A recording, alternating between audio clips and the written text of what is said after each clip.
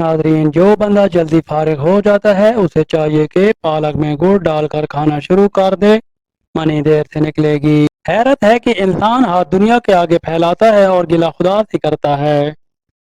جس مرد کے کانوں کے اوپر بال ہوں اس کی ٹائمنگ زیادہ ہوتی ہے اور عورت اس مرد کی دیوانی ہو جاتی ہے۔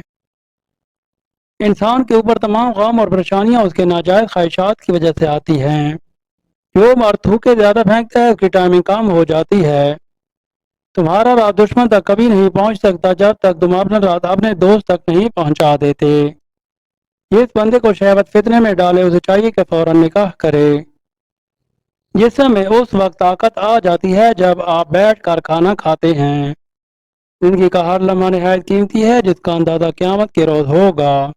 منہ میں چھالے نکل آئے تو سیب کا رس پی لیں، منہ کے چھالے ختم ہو جائیں گے۔